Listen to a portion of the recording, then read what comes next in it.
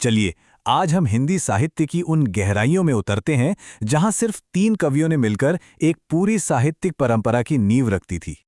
ये बड़ा सवाल है ना? कि कोई साहित्यिक परंपरा आखिर जन्म कैसे लेती है?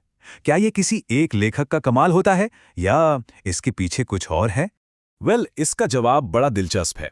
इसकी शुरुआत होती है 3 अलग-अलग धाराओं से। एक प्रेमी का गीत, एक योगी का मंत्र और एक सांस्कृतिक सिम्फनी। यही हैं वो 3 स्तंभ जो इस पूरी कहानी की बुनियाद हैं। तो हमारा ये सफर शुरू होता है 11वीं से 14वीं सदी के उत्तर भारत में।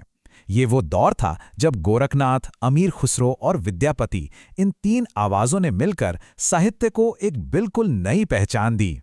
हमारे पहले स्तंभ हैं विद्यापति। मिथिला की धरती से उठी एक ऐसी आवाज जिनकी कविता का सार था प्रेम और भक्ति।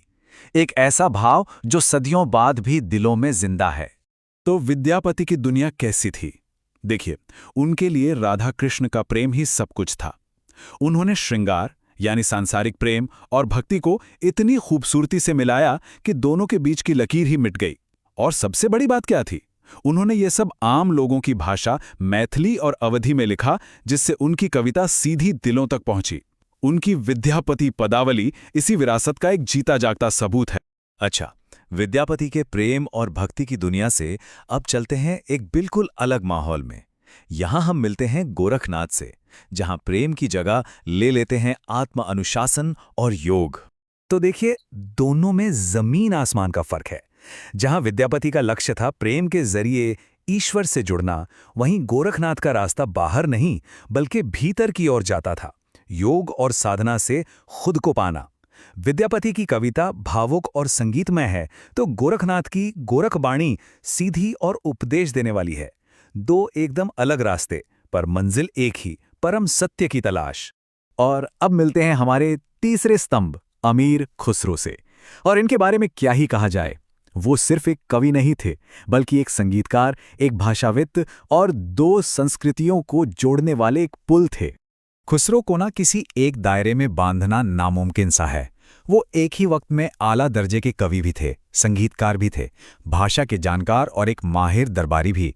असल में उन्होंने फारसी और भारतीय संस्कृति के बीच एक ऐसा पुल बनाया जिसने उन्हें अपने जमाने में सबसे अलग खड़ा कर दिया।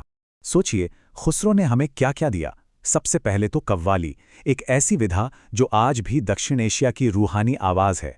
उनके गीत लोकगीतों की तरह सरल और आम थे, और उनके दोहों में जिंदगी का गहरा फलसफा छिपा था। उन्होंने कला के वो रूप गढ़े जो आज भी हमारे बीच जिंदा हैं। तो हमने इन 3 अलग-अलग आवाज़ों को तो जान लिया, विद्यापति, गोरखनाथ और अमीर खुसरो। अब सवाल ये है कि इन तीनों ने मिलकर हिंदी साहित्य और हमारी संस्कृति की नींव को कैसे मजबूत किया। चलिए देखते हैं।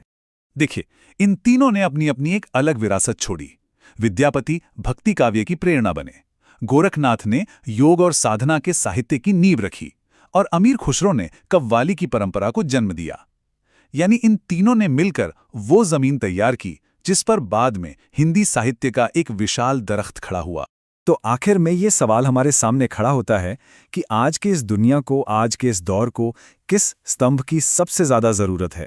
विद्यापति के प्रेम की, गोरखनाथ के अनुशासन की, या फिर खुसरो के सांस्कृतिक मेलजोल की? शायद जवाब ये है कि हमें इन तीनों की ही जरूरत है, और यही इन महान कवियों की सबसे बड़ी और अमर विरासत है।